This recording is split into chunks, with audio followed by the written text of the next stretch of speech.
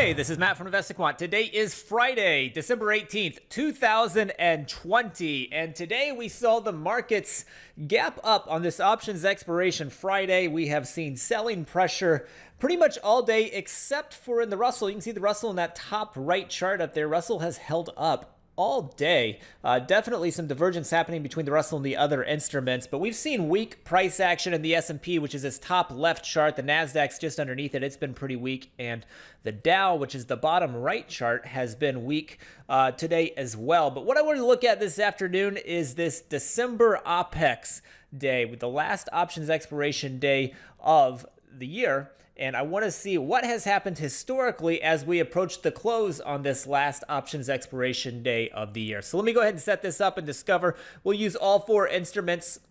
I'm going to use an intraday time-based entry of 3 o'clock. So that is 3 o'clock Eastern time. It'll be set up as a long that will exit at the close of regular trading hours, which is 4:15 p.m. Eastern time. Now, for this study, we're going to be looking at the seasonality day alone, kind of like we did this morning. So I'm going to go into the calendar, and I'm going to say that it is December. And then I'm going to go into the market events, and I'm going to say that it is options expiration day. That comes from our market events section here in this center category. And if I hit equals next to options expiration day, I can also grab it from the active today section, that top option. That'll put it into the study. Now I can click view results.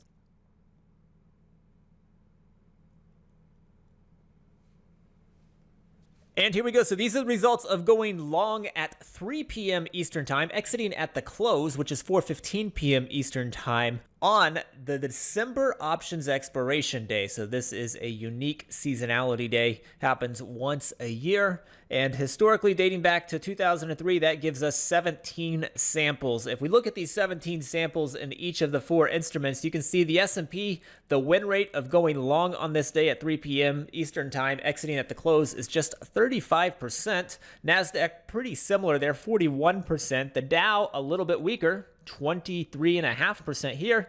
And then we've got the Russell just under 30% for the win rate there. So all of these have weak win rates. Now, this is not something that happens often, so we are not dealing with large sample sizes. But when you don't work with large sample sizes, you know, you've only got 17 here in each, you can kind of look at them as a group. And we're seeing all four of them are showing weak win rates historically, even though it's not on a lot of samples. If we take a quick look, average win, average loss bigger than the average win there in the S&P. That is also true for the NASDAQ. That is true for the Dow as well. And then for the Russell, it is pretty similar in size. So what we're seeing here, all four of the instruments have weak win rates on this day. This has been a bit of a bearish time slot within the end of the day here on options expiration day historically, and it looks like the moves to the downside have been a little bit bigger than the moves to the upside on this day. So hopefully you found that helpful. Good luck the rest of the day, and we will see you next week.